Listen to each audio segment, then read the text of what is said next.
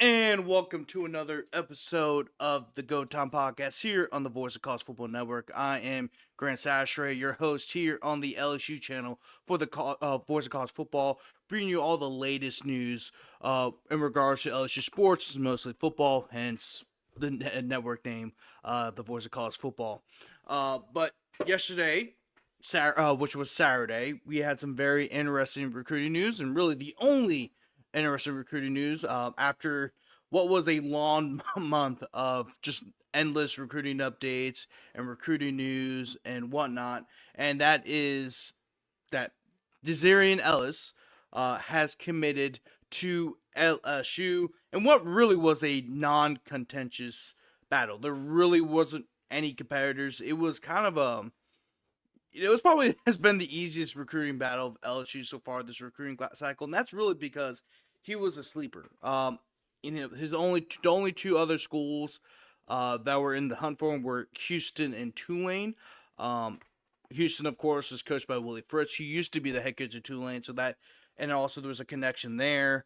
Tulane, of course, he kept that relationship kept going even when John Summerall took over last year. And then, of course, LSU entered the battle late. They entered the battle, I would say, in February, March. They've only been seriously recruiting him the last few months.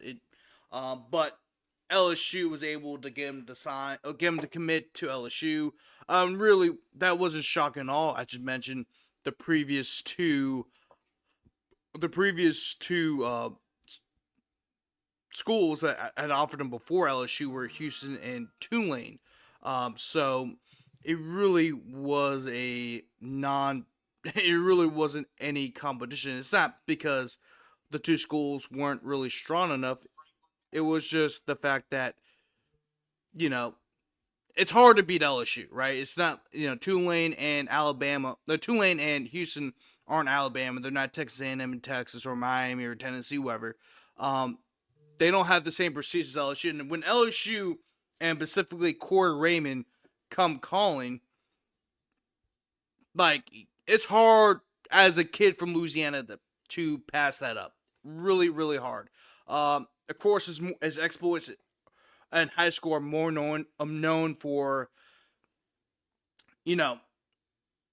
at being a quarterback. He was a all-state quarterback in high school, right? But Ellis were recruiting him as an athlete. He's 6'3", 180 pounds. He's a big boy, right? So, and he will be playing, when it does come to LSU, he would most likely be as a defensive back. Now, they might put him at quarterback for a season, just because we know that next year LSU will be looking for a quarterback. They've been looking for a quarterback in the 2026 recruiting cycle. So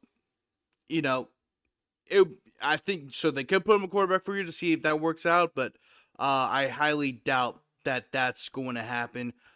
Just because, as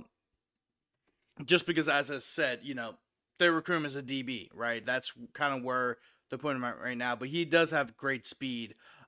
He is very mobile. He ran for 827 yards last year and 10 touchdowns for the Patriots, and their program has a bunch of really good players, right? Their running back Trey Martin, who is a class of 2027 guy. I know LSU is interested in him now. They haven't offered him yet, but they are heavily interested in him. And then also another one of his teammates is Chris Addison, and Chris Addison is an edge rusher as well. Okay, he's gotten offers from Tulane in Houston. He's a top 20 say Louisiana title contending squad, and rightfully so. Last year in the quarterfinals, but they got upset by Iowa, which is Southwestern Louisiana, right outside Lake Charles. But they made some noise last year, upsetting Calvary.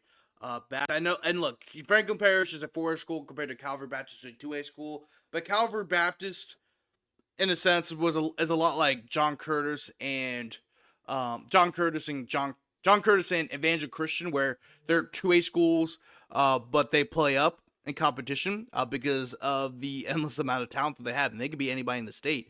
And they upset Calvary Baptist, who is one of the biggest powers in the state, regardless of classification. That Calvary Baptist team had James Simon at running back, who was a top 5 running back in the country. Ended up committing to Texas. They also had Devin Harper at left tackle, who was committed to LSU for a very long time before he flipped to Ole Miss, and very late into his recruitment. And then signed with the Ole Miss. So Calvary Baptist has some dudes, and they will always they'll always have dudes. And Dezyrian Ellis, really was the highlight of that team. And it was only a matter of time before Dezyrian Ellis was getting some offers. And then, of course, they came late. Of course, Tulane and Houston offered him. And then, of course, LSU entered the fray. And then when LSU entered the fray, and not only did they recruit him, but they kept showing interest week after week after week to show it wasn't a fluke. It was only a matter of time before Dezyrian Ellis got offered. And look, he can sling the ball. He actually has a great arm. Like I said, he threw for over 2,100 yards, and also threw 31 touchdowns. Look at that. He can sling the ball. So it'll be very interesting to see what LSU does when he gets on campus. Do they stick him at quarterback? Do they or they put him at quarterback for a year and then move him to DB? Do they keep him at DB the whole entire time? Or they just keep him at quarterback because they need a quarterback for the class of 2026. Now I don't know. I don't know if he will play quarterback because right now, look, and this is my thing. It's not like Joe Sloan was showing up at his house and recruiting him. Corey Raymond was showing up at his house and recruiting him. He was visiting the school, visiting my home to recruit him at cornerback. Well, that was a hell of a play. But Corey Raymond's showing up at his house, showing up at school, talking with them at camps and all that type of stuff. Like, if Corey Raymond's recruiting him, it lets me believe that he will be a defensive back. And I know this because I've talked to Dezyrian beforehand, doing a bunch of stuff for TigerBait.com, which is, of course, owned by Mike Scarborough. So I've been doing a lot of stuff, with Mike Scarborough. And one of the guys I've been interviewed quite a bit has been Dezyrian Ellis.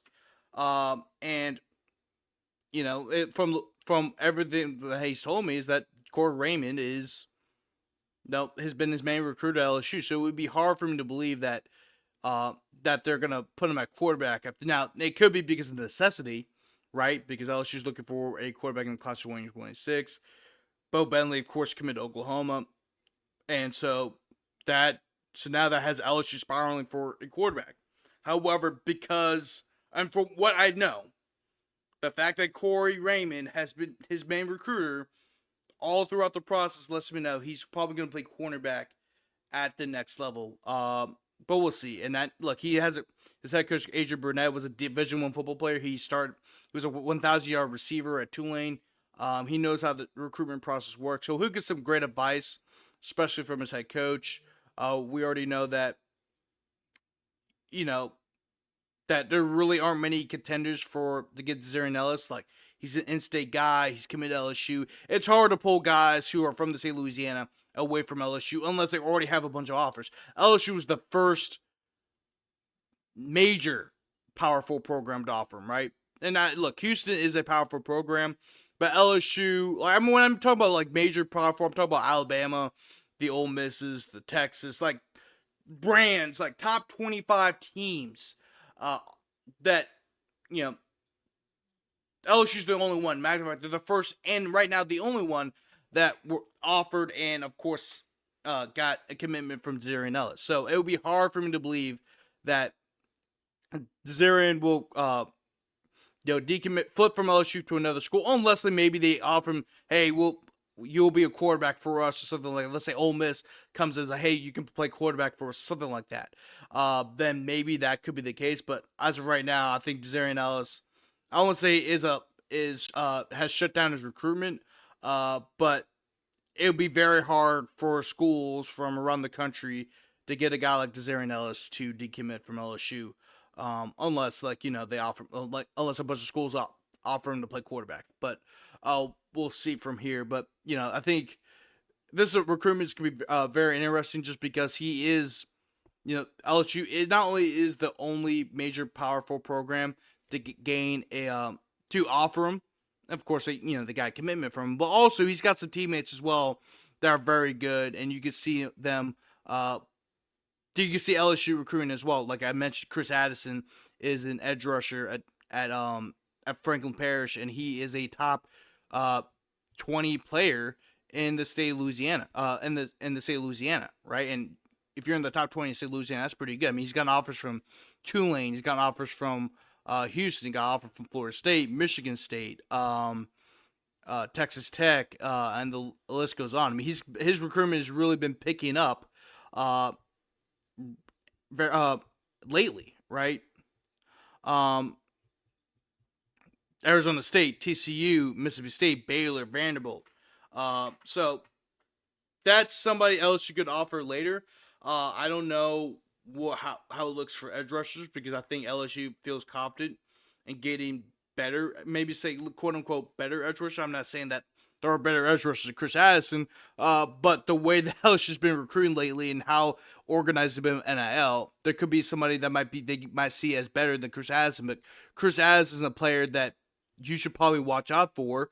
Not only because he's Dezyrian Ellis' teammate, but also look at the offers he's gotten. There's a lot of schools from around the country that have offered him, including major Power 4 programs. Florida State is a major Power 4 program. I know they went 2-10 last year, but Florida State is a brand program in college football.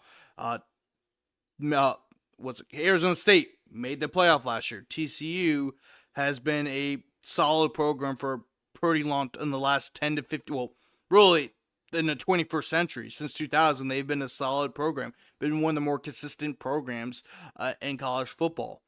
Texas Tech is a player in NIL, right? So, and of course, Michigan State. I know Michigan State's not the same Michigan State with Mark D'Antonio, but Michigan State's also had some success in college football too.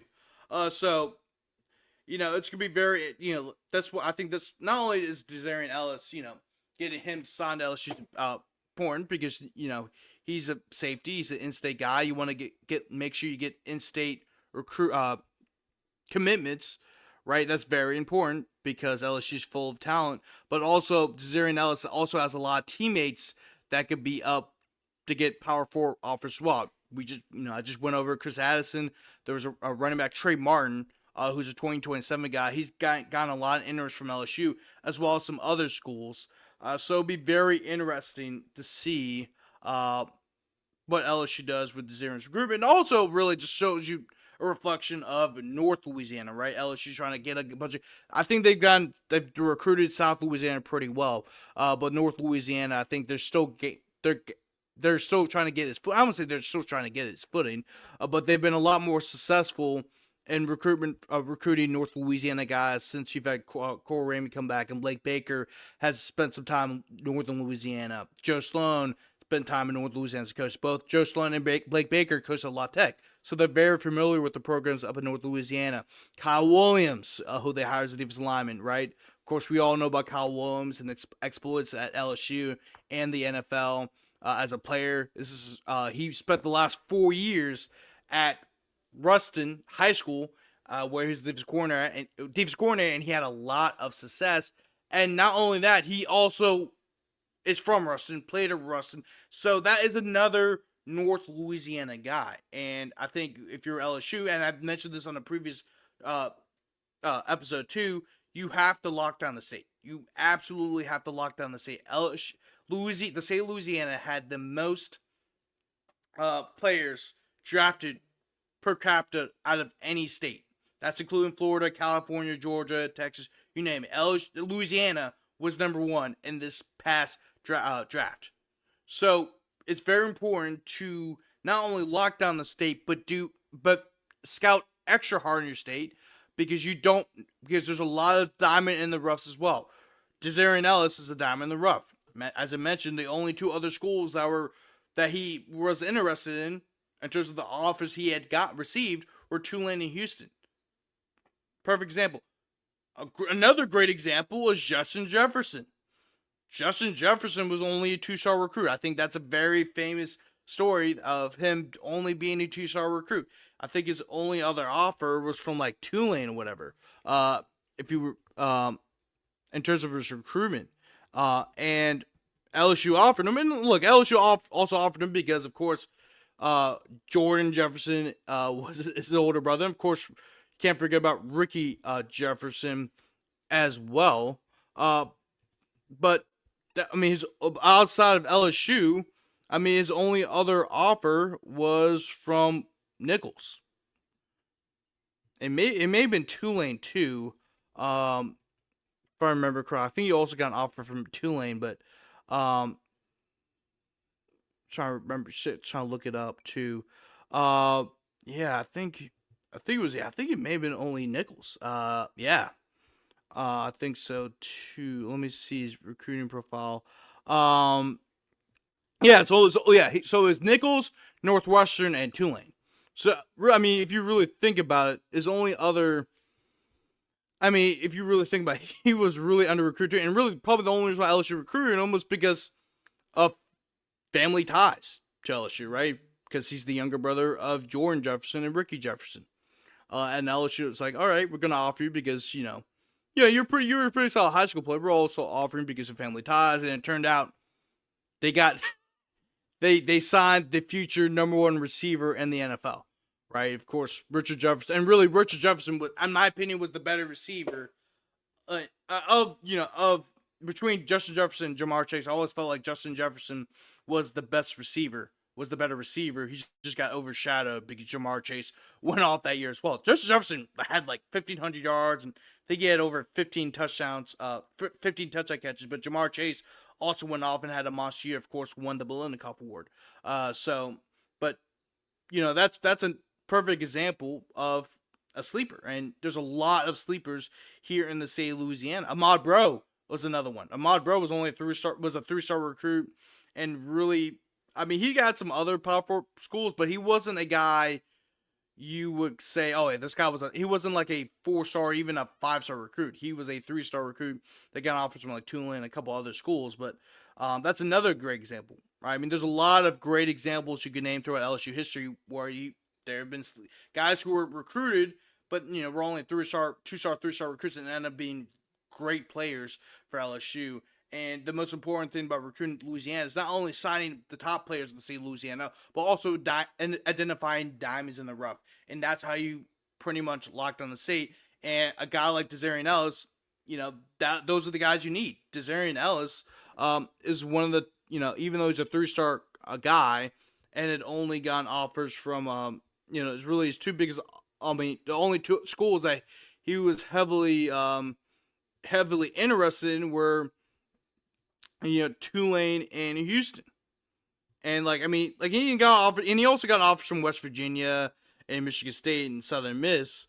But he was a lightly recruited guy compared to the rest of the top 20 here in the state of Louisiana. I mean, he started to burst onto the recruiting scene at the beginning of this year. So those are the type of guys you need to sign. If you're LSU, you need to sign. Not only you need to sign the top recruits in the state, but you also need to identify the diamonds in the rough and guys who can help your team right away. Not only in terms of just depth, but also could get a lot of playing time. I think Dezyrian Ellis is a very important recruit, not only because of needs, right? But also because you want to lock down the state. You want to lock down not only South Louisiana, but also North Louisiana. And you need to lock down the state because that's what Nick Saban did. That's how LSU builds championship program. That's how LSU stays elite. You have to lock down the state of Louisiana. This is a top 5 state in terms of talent. Even though it's a small state with a very small population, there are a lot of great football players here in the state of Louisiana. It's very important that you lock down the state. But with that being said, I'm your host, Grant Sasher, once again. Make sure to like this video, subscribe to the YouTube channel, and then also click on the bell to get all the latest notifications on new videos, and then also when we're about to go live. That's going to wrap up the show today. I'll see you guys next time, and go Tigers.